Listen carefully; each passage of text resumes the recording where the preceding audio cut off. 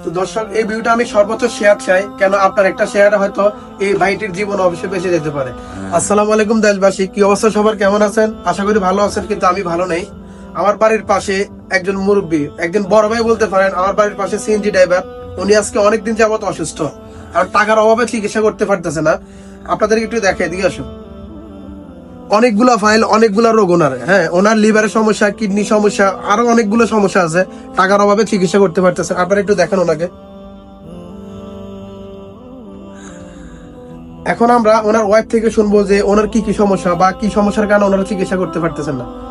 কিডনির সমস্যা, হার্টের সমস্যা, তারপরে গ্যাস্ট্রিক আলসার, ডায়াবেটিস, প্রেসার। আপনারা কি ডাক্তার দেখাইছেন এর আগে? হ্যাঁ, দেখাইছে অনেকবার। ডাক্তার তো অনেক দেখাতে আছে, টাকার অভাবে দেখাতাম পারি না। তো দর্শক, এই ভিডিওটা আমি সর্বোচ্চ শেয়ার চাই, কেন আপনার একটা শেয়ারে হয়তো এই ভাইটির জীবন অবশ্যই বেঁচে যেতে পারে। আপনারা কেউ যদি নাও দিতে চান, সমস্যা নাই, অন্তত আপনারা শেয়ার করুন। আপনাদের কাছে রিকোয়েস্ট, আমি আমার তরফ থেকে আমি যতটুকু পারি এতটুকু ওনাকে সহযোগিতা করতেছি। ওনার ইনকাম করার মতো কোনো লোক নাই, এই দুইটাই বাচ্চা আছে, ওনার ছোট। ওনার চিকিৎসার জন্য কোনো টাকায় খরচ করতে পারতেছে না তারা।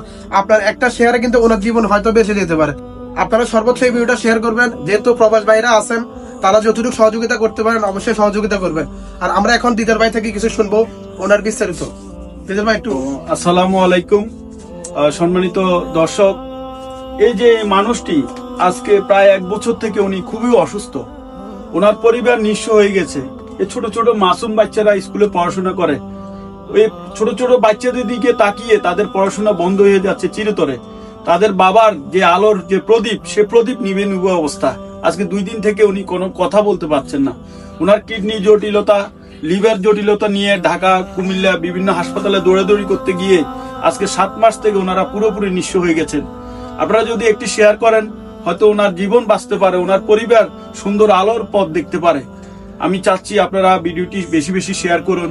ওনার মতন একজন অসহায় মানুষ সুন্দর আলোতে ওনার নতুন ভাবে ওনার পরিবার নিয়ে যেন বেঁচে উঠতে পারে, সেই কামনায়। আল্লাহ হাফেজ।